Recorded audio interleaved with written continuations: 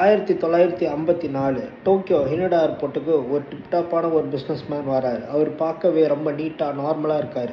அவரோட பாஸ்போர்ட்டும் எல்லாமே கரெக்டாக இருக்குது. ஆனால் அந்த பாஸ்போர்ட்டில் இருக்க ஒரு டீட்டெயில் மட்டும் பார்க்கவே ரொம்ப இம்பாசிபிளாக இருக்குது. அது என்ன டீட்டெயில்னு பார்த்தீங்கன்னா, அந்த பாஸ்போர்ட் டொராட் அப்படிங்கிற கண்ட்ரினால் இஷ்யூ பண்ணப்பட்டிருக்கு. இதில் என்ன ப்ராப்ளம்னு பார்த்தீங்கன்னா, டொராட் அப்படிங்கிற ஒரு கண்ட்ரி இந்த வேர்ல்டுலேயே கிடையாது. இவரை செக் பண்ண அந்த இமிக்ரேஷன் ஆஃபீஸர்ஸ் ரொம்ப கன்ஃபியூஷன் ஆகி போகிறாங்க. இவர் ரிப்பீட்டடாக மறுபடியும் நான் டொராட் அப்படிங்கிற கண்ட்ரியிலேருந்து தான் வரேன். டொராட் ஸ்பெயினுக்கும் ஃப்ரான்ஸுக்கும் நடுவில் லொக்கேட் ஆகியிருக்கு. நீங்கள் நம்பலைன்னா வேர்ல்டு மேப் எடுத்துகிட்டு வாங்க, நான் என்னோடய கண்ட்ரியை காட்டுறேன் அப்படின்னு சொல்கிறாரு. அதேமாரி அந்த வேர்ல்டு மேப்பும் அந்த இமிக்ரேஷன் ஆஃபீஸர்ஸ் எடுத்துகிட்டு வராங்க.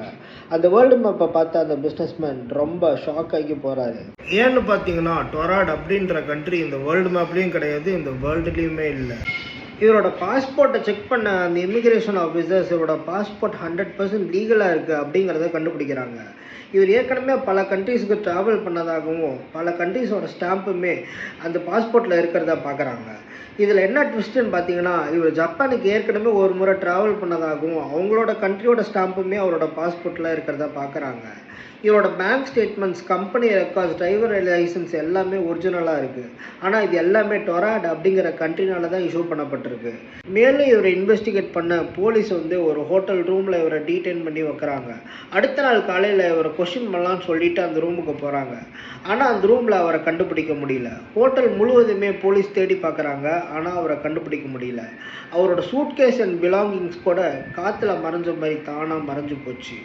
காவலாக ரூமுக்கு வெளியில் அந்த போலீஸுமே அடித்து சொல்கிறாரு, இந்த மாதிரி ரூமுக்குள்ளாரையும் சரி வெளியிலையும் சரி யாருமே வந்து போகலன்னு. இப்படி ஒருத்தர் இருந்தார் அப்படிங்கிறதுக்கு எந்த ஒரு தடையுமே இல்லாத ரூமில் இருந்தவர் தானாக மறைஞ்சு போயிடுறாரு. டொராட் அப்படிங்கிற கண்ட்ரி உண்மையாலுமே இருக்குதா?